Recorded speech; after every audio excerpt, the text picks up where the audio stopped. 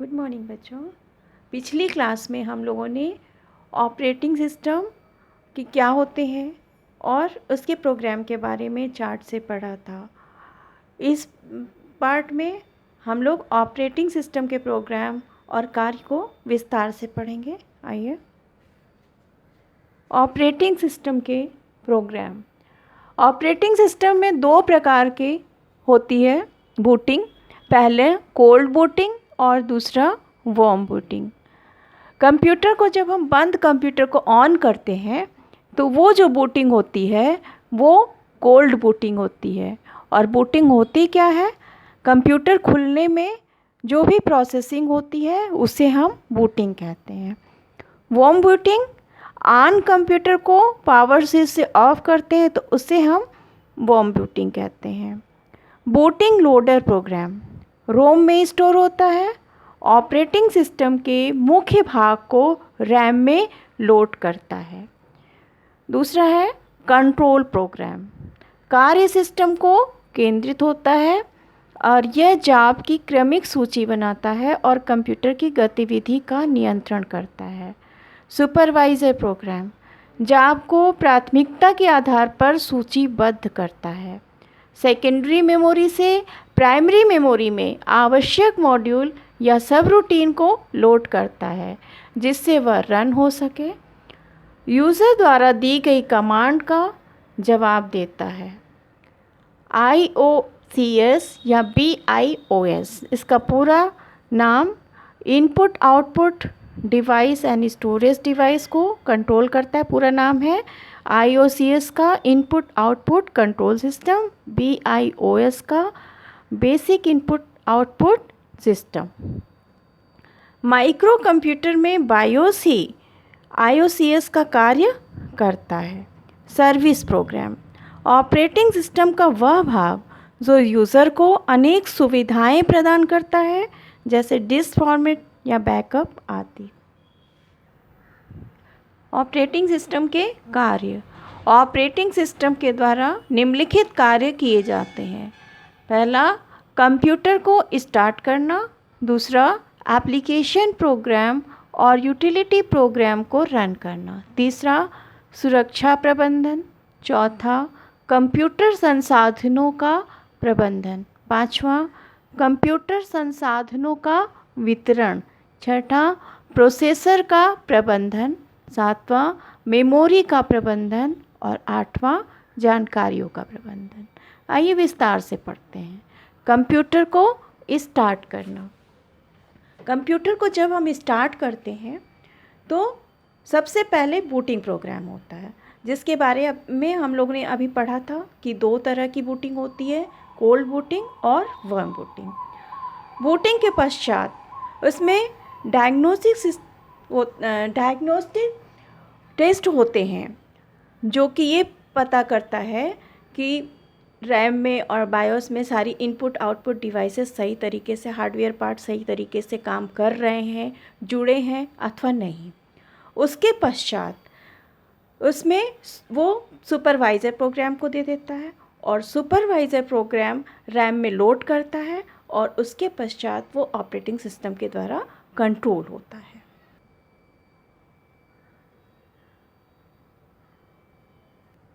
दूसरा है application program और यूटिलिटी प्रोग्राम। ऑपरेटिंग सिस्टम का एग्जीक्यूटिव प्रोग्राम लगातार चेक करता रहता है कि कौन सा प्रोग्राम प्रसारित हो रहा है अथवा नहीं हो रहा है और उसके अनुसार वो एप्लीकेशन प्रोग्राम डिस्क पर उपलब्ध है अथवा नहीं। अगर उपलब्ध है तो उसे रैम में लोड करके क्रियान्वित कर देता है। नेक्स्ट प्रोग्राम कार्य है सुरक्षा प्रबंधन। सुरक्षा प्रबंधन में ऑपरेटिंग सिस्टम क्या करता है, जब बहुत सारे multi user multi programming program चला रहे होते हैं, बहुत सारे प्रोग्राम एक साथ एग्जीक्यूट हो रहे होते हैं, तो उसके बहुत सारे चांसेस होते हैं कि पहले का प्रोग्राम दूसरे में इनपुट ना हो जाए या दूसरे का आउटपुट पहले में इनपुट ना हो जाए। तो इससे सुरक्षा करने के लिए ऑपरेटिंग सिस्टम क्या करता है, इसके लिए सुरक्षा प्रबंधन होता है। तो वो क्या करता है, एक टाइमर के द्वारा हर एक प्रोग्राम का एक टाइम निश्चित कर देता है। मान लिया वो 5 मिनट का निश्चित हो गया, तो जिस प्रोग्राम में 5 मिनट से अधिक समय लगता है वो प्रोग्राम 5 मिनट के बाद ऑपरेटिंग सिस्टम बाधा उत्पन्न कर देता है और वो ब्रेक हो जाता है।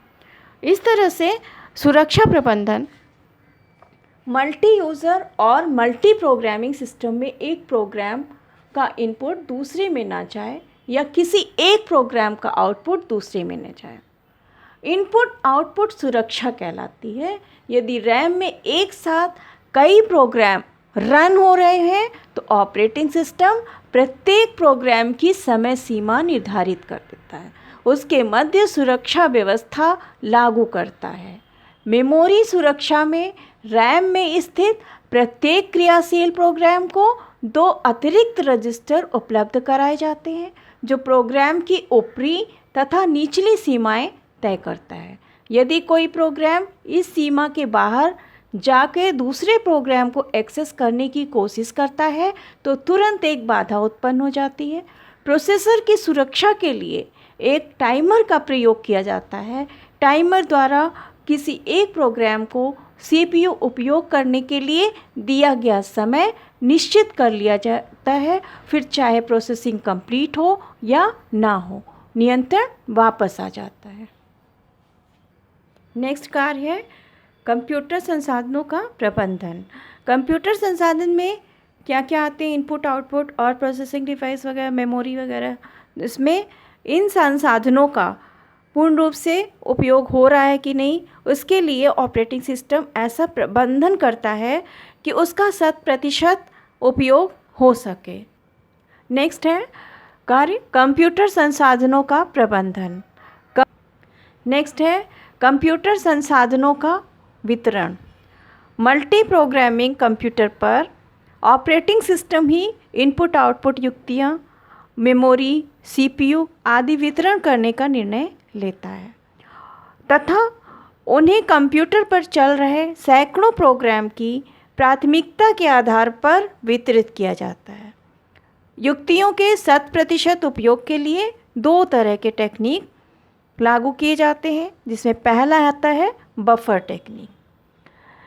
इस तकनीक में प्रत्येक इनपुट आउटपुट को मेमोरी का थोड़ा सा स्थान वितरित कर दिया जाता है। यह स्थान बफर कहलाता है। यह बफर CPU और इनपुट आउटपुट के बीच माध्यम का कार्य करता है। बफर तकनीक के द्वारा एक ही समय में CPU तथा इनपुट आउटपुट दोनों क्रियाशील रह सकते हैं। इसका पूरा उपयोग होता है। आइए बफर को एक एग्जाम्पल के ज़रिए हम लोग समझ सकते हैं।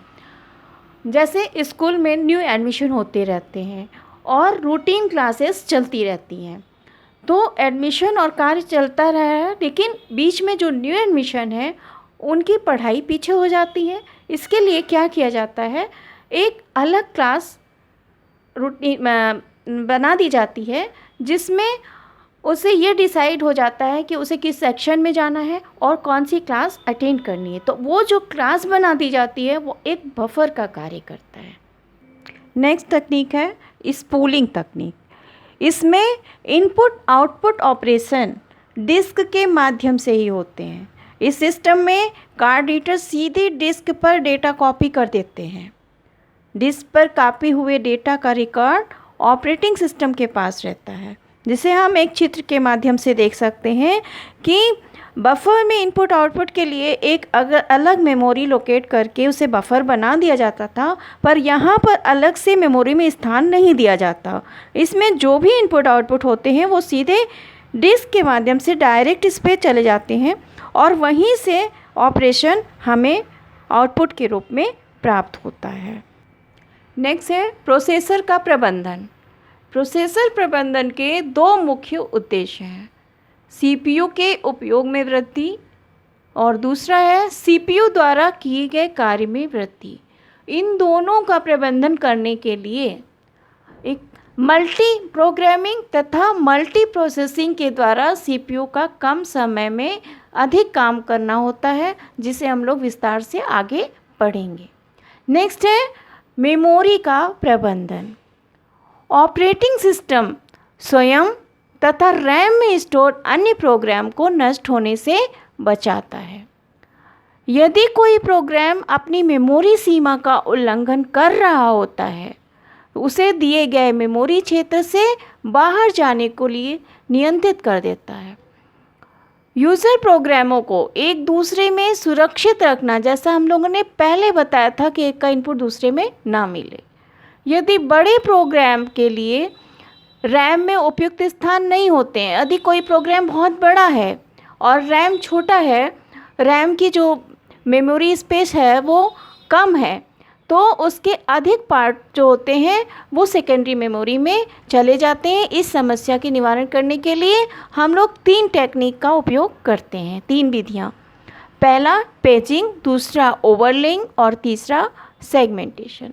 पेजिंग में क्या होता है कि जो प्रोग्राम बड़े होते हैं, वो जो एग्जीक्यूट होने वाले प्रोग्राम होते हैं वो रैम में होते हैं, जितनी उपयुक्त जगह होती है रैम में, बाकी सेकेंडरी मेमोरी में होते हैं।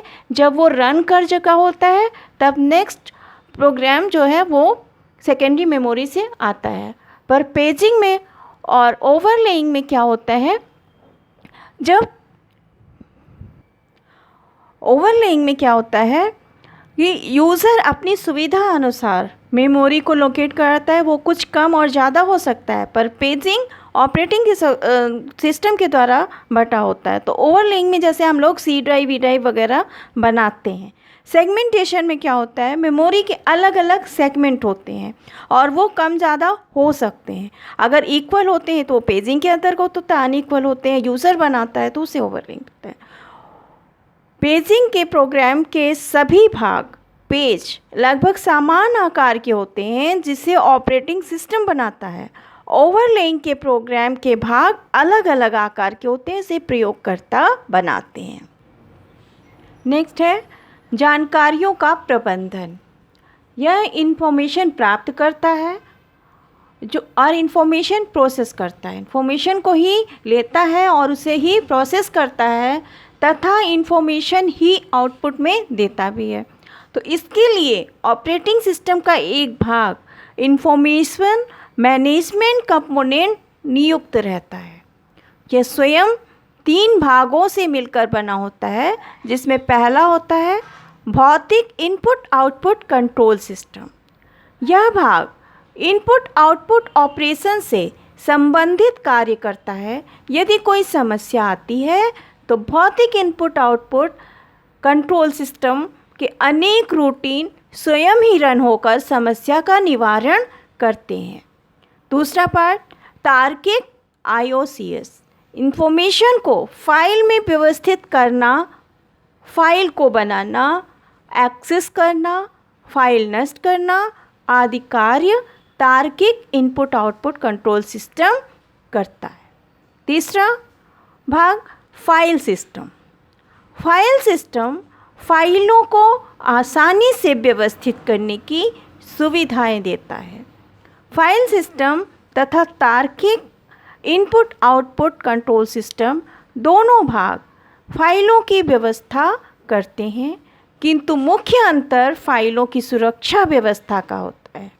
फाइल सिस्टम मात्र उन्हीं प्रयोगकर्ता तथा प्रोग्रामों को फाइल एक्सेस करने की अनुमति देता है जिसके पास ऐसा करने का ये अधिकार होता है, जबकि तार्किक इनपुट आउटपुट कंट्रोल सिस्टम सभी प्रयोगकर्ता प्रोग्रामों को बिना सुरक्षा चेकिंग के फाइल एक्सेस करने के लिए दे देता है। इस पार्ट में इतना ही। अगले पार्ट में हम लोग ऑपरेटिंग सिस्टम के प्रकार के बारे में पढ़ेंगे। इस पार्ट में पढ़ाया हुआ समझ में आया हो तो लाइक, कमेंट्स, शेयर और लाल बटन पर क्लिक करके सब्सक्राइब कर दीजिएगा। Thank you.